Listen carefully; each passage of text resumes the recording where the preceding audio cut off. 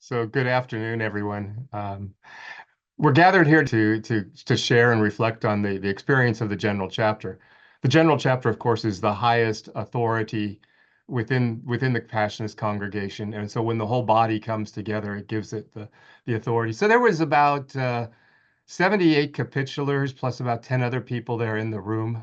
So it rounded out into the 90s. About a year before the General Chapter started, the preparatory committee ask people from the congregation to answer some questions like what are the themes that are going on in your provinces and vice provinces and vicariates. Four basic strong themes that emerged. One of them was belonging, one of them was inner life, one of them was leadership, and the new ministries. But the other big theme that started and was woven through the whole thing, and it was the theme of configurations. We began this I don't know, 12, maybe 16 years ago, we started looking at how do we restructure ourselves. And there were three areas that what we were concerned about with restructuring. And we called those the solidarities. And those areas were finance, personnel, and formation. And many of us know those areas. As a gee whiz fact, it was amazing how many of the guys in that room had never experienced life before the configurations. They were all there was a lot of new life there. In fact, I think there were 44% of the floor was all new members, first timers there. So the configurations, they've had different modalities, and early on there was a couple options, and they named those options Option A or Option B. Option A was you could merge and become, your configuration could merge and become one province. Because there's not a lot of communication between the configurations, we don't really know a lot and we don't know exactly what's going on.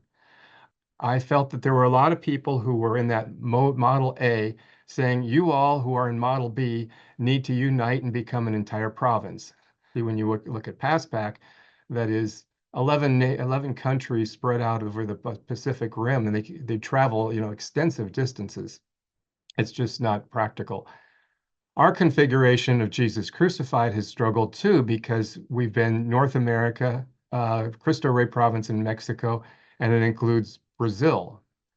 And when you start working with Brazil, it's a long ways to Brazil. Well, early on, the provincials from Brazil, United States, and Mexico got together along with the other delegates from those countries. And we were all unanimous that this is not working for us. So we wrote a proposal that we go ahead and split into two configurations, which was passed. So we're now still the configuration of Jesus Crucified, and we are the northern zone. So it's Cristo Rey of Mexico, and that includes Eastern Province and Western Province. We have been working together in a group what we have called the Intercouncil. So it's going to be interesting. What is intercouncil and what is configuration? The only difference in that has been we have a group of sisters from Mexico who have been joining us for the intercouncil meeting. And many of you know one of our projects that we've been working on through intercouncil has been that issue of migration. And we've been doing it in different ways. Each country has different immigration rules and laws, and the flow of immigrants through there comes in different places and directions and flows through. And so it's unique for each of the countries. Um, we feel like we have done a significant step forward with that. And as we've done that, some of the option Model A people said, well, why aren't you going to merge into a single province? And some of the Model B people asked the Model A people, how come you don't have a project that you're working on? So there was always this tension that was taking place amidst the configurations.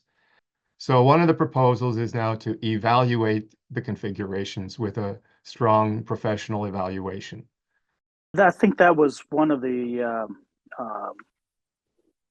chief criticisms that kept percolating up during the meeting is, because I mean, with SCORE, which is like the Spanish speaking of the congregation, and then MAPRES, which is really the Italian speaking, had more or less taken more of a province model with one provincial, and then kind of the consultors being the regional superiors.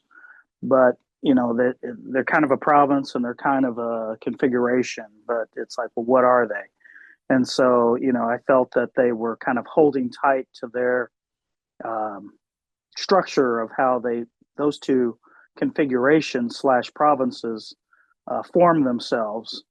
And then the other three, now four, well, four, it was the Africa, Jesus Crucified, Paspac, and Charles Hoban, which is North Europe, um, had more of what was moving towards um, more of what we were thinking, what the congregation was thinking about in terms of forming actual configuration. So, the verdict is kind of still out on what is what a configuration actually is and how it works together. The principle, as mentioned, I think the principles of configuration has always been very relevant, and for me, it's very important. The solidarity, to how we'll be able to reach out. One region is able to reach out and collaborate in formation and finance or in personal.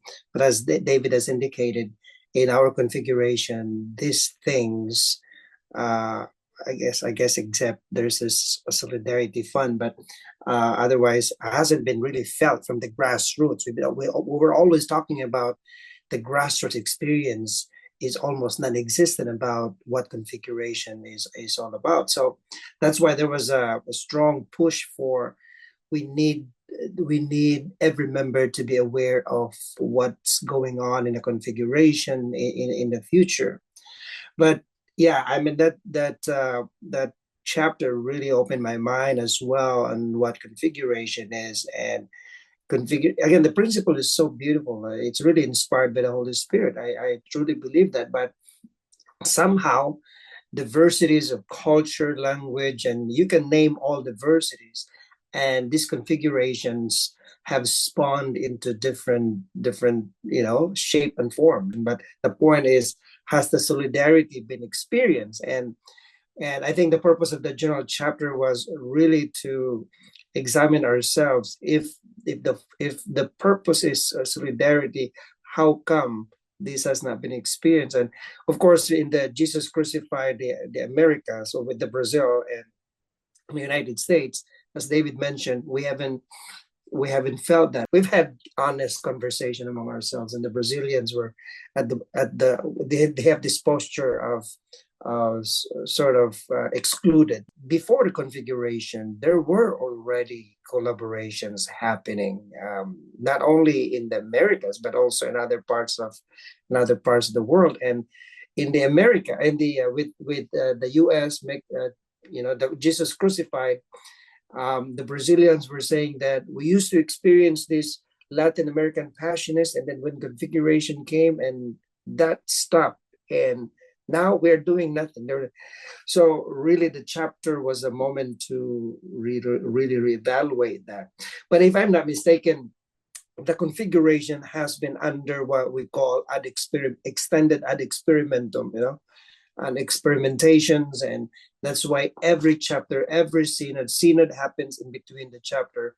There's always revisiting this configuration. But again, I'm to go back to the point that configuration is a gift of the Holy Spirit, but it's just because it is solidarity. How can we go wrong with solidarity? It's just a question of how can we really make that happen amidst different diversity of culture, different of languages, and the ways of doing things, and so many things. One of the things that also really surprised me was the conversations about laity.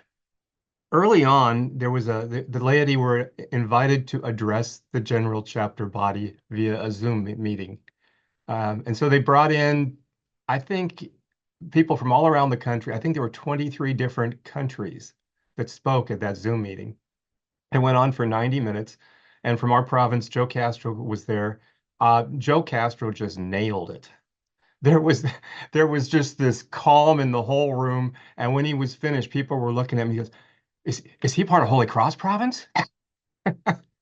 But he nailed it by talking about who laity are, their role in the church, their role with the Passionists, how the Passionists need laity, how the laity need Passionists, and he just kind of summarized it and put it all together in a very uh, clear, defined way. And everybody in the room was, wow. um, and from that Zoom meeting, uh, there continued to be these interjections of laity. Because when you start asking questions like, well, why did so many people leave? The focus ends up being more on vowed life. So when you start having themes like belonging and inner life, or so then we broke into these groups and we were starting to work on, well, what is it about belonging? What makes belonging? How do we structure belonging? Well, excuse me, but isn't belonging also the question the laity are asking? And so these issues kept coming back up. Leadership. Excuse me, but we can't have leadership without the leadership of laity as well. Or new ministries, Don't even start about talking about new ministries unless you're willing to bring laity into the conversation about new ministries. Or revamping an old ministry. How does that include? So there were always these conversations that included laity. And one of the big words that kept coming up when we kept talking about laity was co-responsibility. And that's like the epitome of we're in this together. And I was surprised at how universal it was. There were times I'd be, interjecting more laity, but sometimes the Italians were, or sometimes the Australians were, or even some of the Africans were talking about laity. So it was a universal thing that I really felt the Spirit was uniting us about.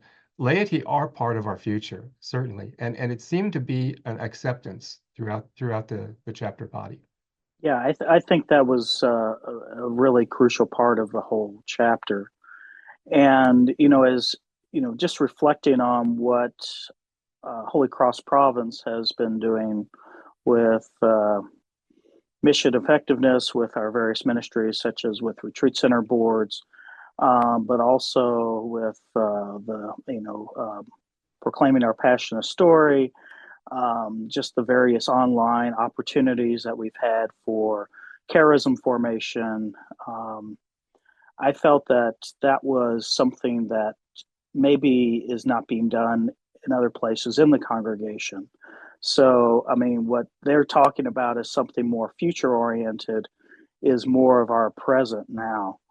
And so, it was encouraging to hear that, the initiatives that have been taken because of our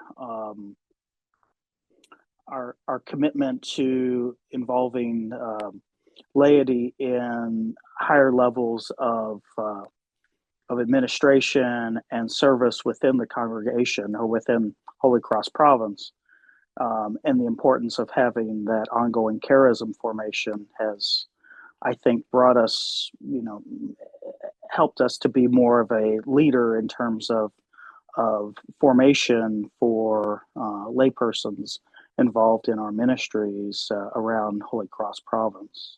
The fascinating things that the backdrop of the general chapter was the ongoing Synod of Bishops, which was participated by so many laity in the Vatican, and we always, at least the moderator and the facilitator, they always made reference to the synod ongoing next door or something like that. So that really somehow brought the laity as a very, very integral. In this day and age of the church, the laity it's really integral. We cannot.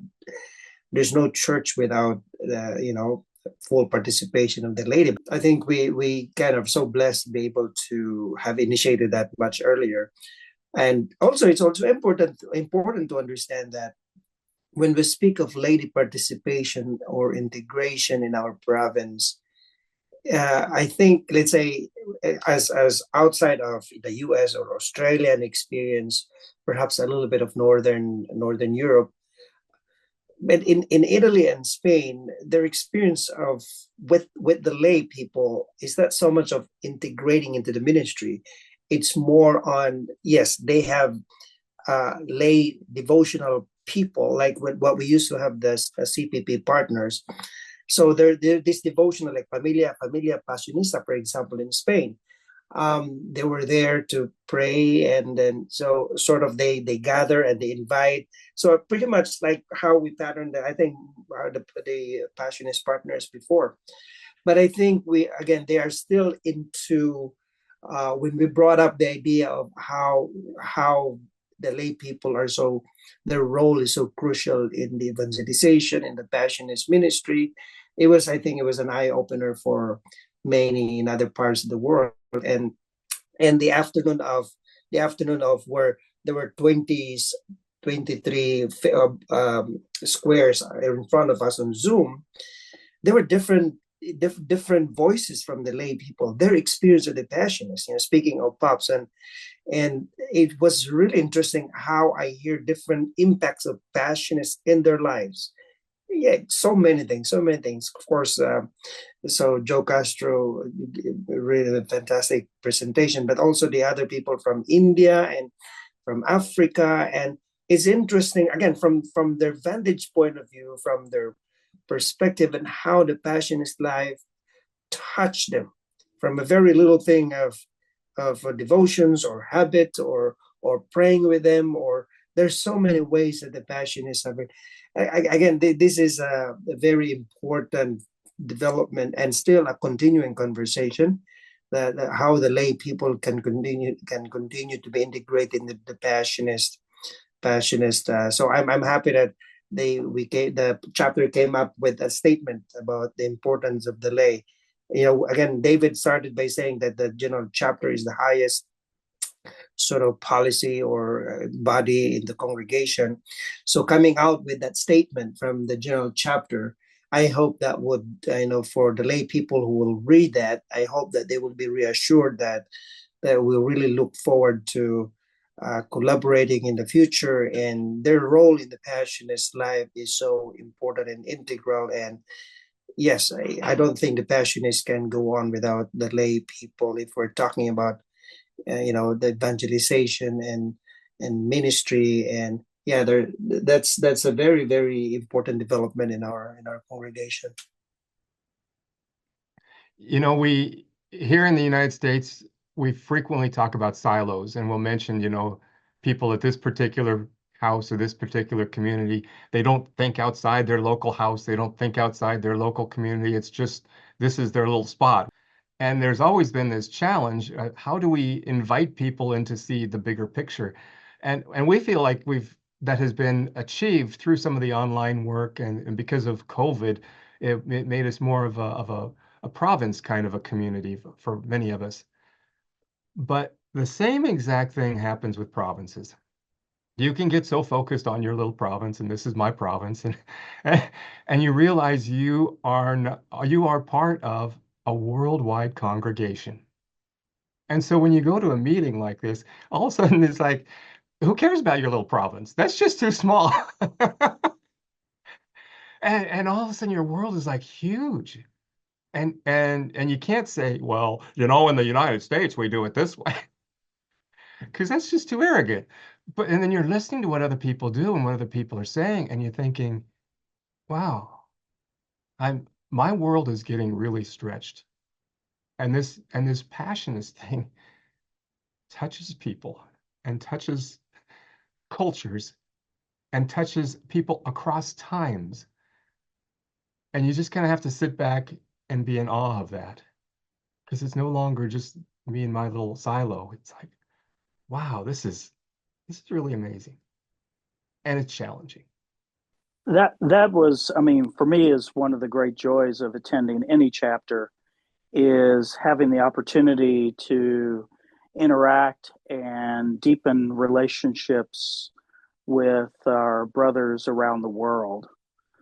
There's really no other opportunity we have like that. I mean, we come together for assemblies and chapters in our own province, and there may be, the Spirit General or or an observer there, but to have, to be the minority amongst all these other men from so many parts of the world with different, you know, yes, we share the charism, but the way that the charism is expressed is uniquely their own. And to allow that to form me um, was, one of the graces of that whole experience of chapter. I just love some of the conversations that happened around in meals. Just walking around and sitting with different groups of men, and being it's like, okay, I can fumble along in Italian and Spanish, but then it's like sitting at a table with all Portuguese speakers, and then they're trying to like talk to me and I'm trying to speak to them, and I don't know if it comes out Italian, Spanish, a little Portuguese, whatever, and it's just like, you have to be in an environment where it's like safe vulnerability. Yeah, I'm going to fumble, and they're still going to like carry me along, because it's all about growing together and getting to know one another. And because there were men there that only spoke Portuguese, or only spoke Japanese, and or but there were so many efforts of everyone trying to get to know one another and overcome those barriers, whether it be cultural or language wise, in order to continue to deepen our relationship as brother passionists. So I mean, that for me was one of the joys, but sometimes a stressor too, because it's like, oh, I don't know if I can keep thinking in Spanish today or in Italian, but it stretched me in ways that I don't have that opportunity here. And there are also other things that David mentioned earlier about, these departures. When we read the reports, even before going to the chapter, that was kind of sobering for me, for many, I think for all of us, sobering, and made us ask question about what is the state of our belongingness and inner life, and so it really prompted for us to, I think a big chunk of the chapter was talking about interior life, because for me, interior life and belonging are so interconnected, and also ministry. These are the three things that you cannot really separate. If your inner life is compromised, also your community, and then if that is community, how can this community be and can witness as according to our charism or vocation? So inner life was so important, and we I think one of the most honest moment in that chapter was identifying diversities. Yes, we live in a community together. We are branded by this saying that we seek the unity of our lives. So there's a semblance of unity. We live in a community, and we wear the same wear habits, and we pray. We are passionate and all that. So there is unity among us, but somehow the question is, why these departures? Why these tensions, right? Why these tensions within community, which are real? Why? So the facilitators introduced to us about, well, while you are being a community, let's talk about diversity within the community. Yes, you may be living together, but don't you know? Are you aware that there's so many layers of diversities among you? You have different style of prayer. You have different theology of do you have, even not mentioning, do you have different politics inside the community? Do you have, and then with these different ages, you were formed differently. You have different formation, and all these diversities came into a community. I think that was important for me. Why? Because after that conversation of diversity, we went out 2 by 2, like Emmaus, and we were just walking around the beautiful gardens of the General Lake, and we kind of asked ourselves, in which part of our community experience we were excluded because my identity, my diversity, or whatever it is, that I'm not recognized, right?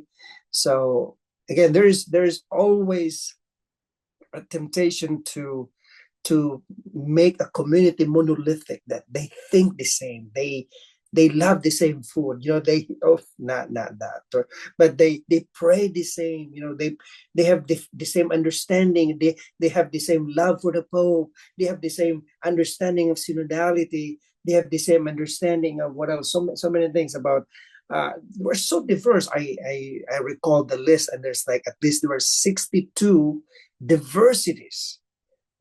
These are outside of culture, language, and food, and there's so many different. We're so diverse. I think to recognize that is humbling, that I'm living with someone who think differently than I am, and yet at the end of the day, we are brothers in the community, right? Again, for us, that was very, very helpful for us, and that's where we entered into interior life, and how can we make our communities sort of a healthy breeding ground for that, or is it otherwise, which is true because those departures, perhaps one of the theories is that some communities are not healthy for growing, some communities, you know when I speak of inner life, am I only concerned about my inner life, and what about my responsibility for my brother in the community to grow?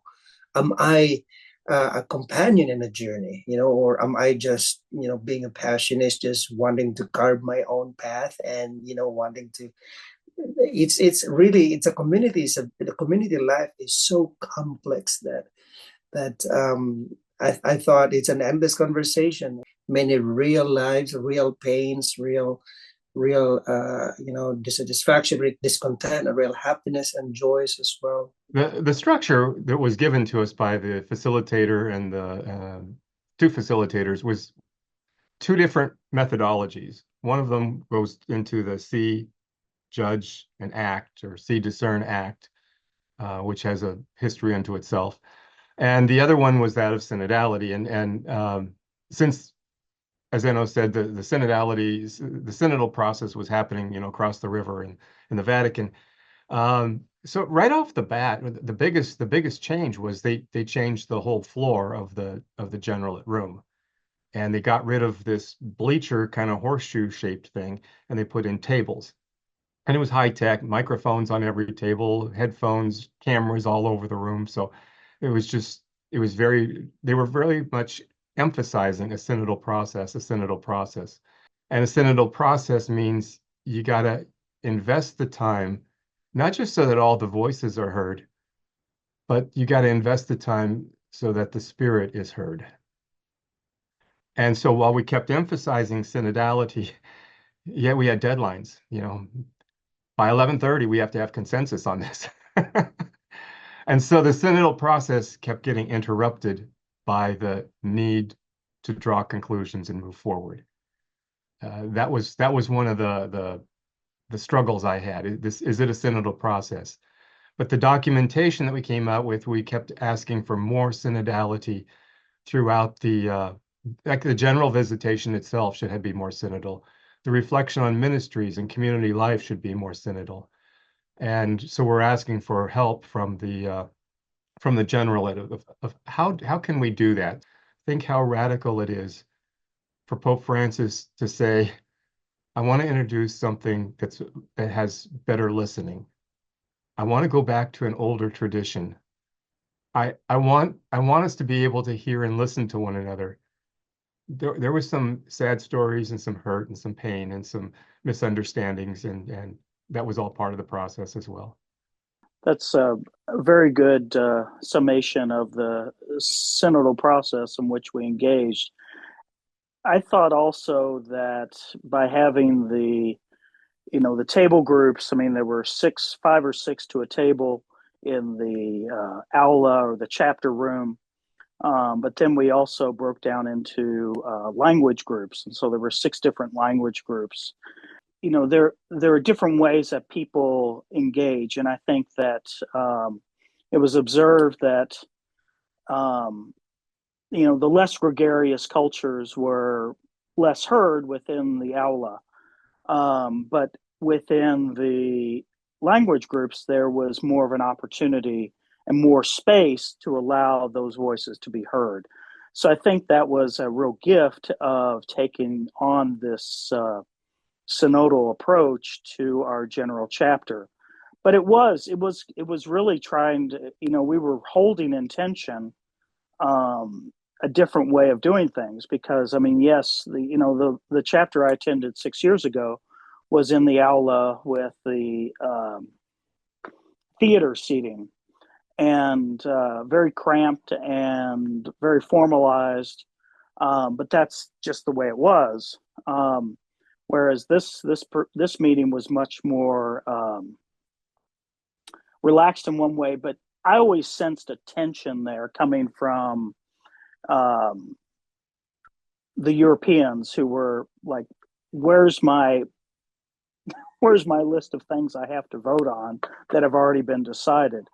And so I think just being, they kept saying, "Trust the process, trust the process, trust the process," and I think it was a lot of learning for many who are accustomed to one way of engaging in dialogue and arriving at a decision than for others. But I think the synodal process opened the door for everyone to have a voice and for everyone to speak their truth in a way that could be heard. Even if it wasn't always voiced within the larger assembly, at least it was being expressed within the smaller groups that allowed them to feel like they had a voice and something to contribute to this very important meeting. Yeah, for me, the diversity of languages and all other diversities there, it was like a Pentecost experience, right?